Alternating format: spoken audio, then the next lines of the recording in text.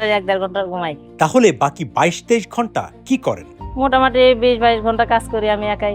পরিশ্রম সৌভাগ্যের প্রসূতি। তাহলে তার 22-23 ঘন্টা শ্রমে কি হচ্ছে? সবসময়ের জন্য কাস্টমার সিরিয়ালেই থাকি। মাছ ভাত বেশি 80 টাকা, মুরগি ভাত 90 টাকা, ডিম ভাত 60 টাকা, সবজি ভাতও 60 টাকা বেশি, গরু মাংস ভাত 150 টাকা বেশি, ভাত আনলিমিটেড। এটা যে যতটুকু পারে ততটুকুই খায়। বাসার মতোই, এখানে বাসার খাওয়ানো আর হোটেল খাওয়ানো তফাৎ মনে হয় না, কিন্তু বাসার মতোই মনে হয়। বাসায় যেমন রান্না করে পরিষ্কার পরিচ্ছন্নতা করে সময় নিয়ে, এখানেও সেম পরিষ্কার পরিচ্ছন্নতা করে সময় নিয়ে রান্নাটা হয়, যেন টেস্টটা মানটা ভালো হয়। দেখে হোটেল তেমন মনে হয় না, কিন্তু খানার মান ভালো, মজা আছে, যার কারণে এমনি ভিআইপি লোক না আসলেও সাধারণ মানুষের জন্য অনেক এটা পারফেক্ট, ভালো এটা।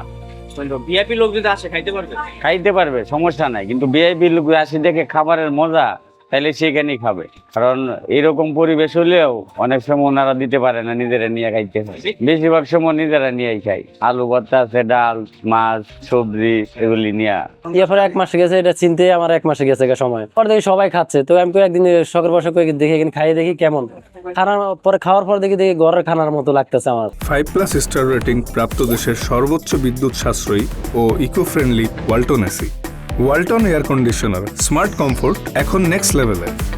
পরের থেকে একটু কন্টিনিউ আমার 2 বেলা করে খাওয়ানো হয় এখানে। বাসার মতোই, এখানে বাসার খাওয়ানো আর হোটেল খাওয়ানো তফাৎ মনে হয় না, কিন্তু বাসার মতোই মনে হয়। বাসায় যেমন রান্না করে পরিষ্কার পরিচ্ছন্নতা করে সময় নিয়ে, এখানেও সেম পরিষ্কার পরিচ্ছন্নতা করে সময় নিয়ে রান্নাটা হয়, যেন টেস্টটা মানটা ভালো হয়। ওই যে ভাজা পুরা তেলগুলো পরবর্তীতে থাকলে এগুলো দিয়ে ইউজ করে, কিন্তু উনি তা করে না, উনি আপনার পরিষ্কার পরিচ্ছন্নতা দিয়ে করে। আমি একাই রান্না করি। আমি নিজেই খাওয়াই, নিজেই রান্না করি। সারাদিন 24 ঘন্টায় রান্না করি, ঘুমানোর 1-1.5 ঘন্টা ঘুমাই।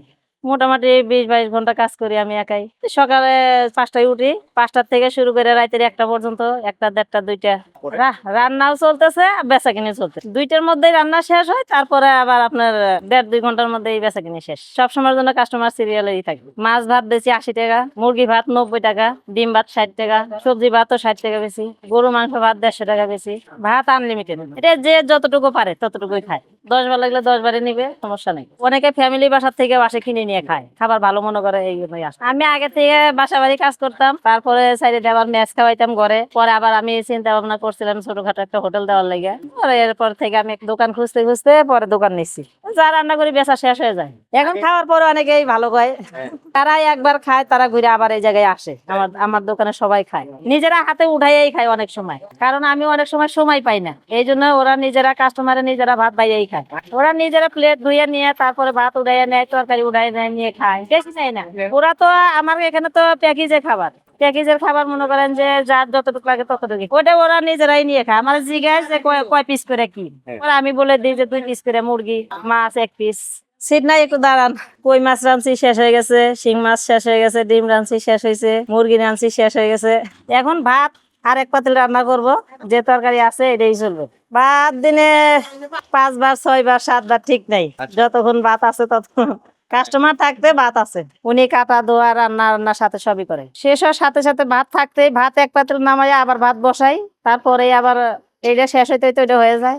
5 মাসে একবারও ভাত নষ্ট হয় নাই আমার। সামনে চিন্তা আছে আর একটু বড় হওয়ার, আর একটু ভালো হোটেল নিব। আমি খাইতে আছি, সিট নাই তো, লেগে খাওয়ানো লেগে দাঁড়ায় আছি। আমি আধা ঘন্টা ধরে এখানে আমি দাঁড়ায় আছি। এটা কামারপাড়ার মধ্যে নাম্বার 1 হোটেল। না খাইতে হবে, যে কোনো জায়গায় গেলে খেতে হবে, সে খাওয়াটা এখানেই খাবো, তো রাগ করে লাভ আছে।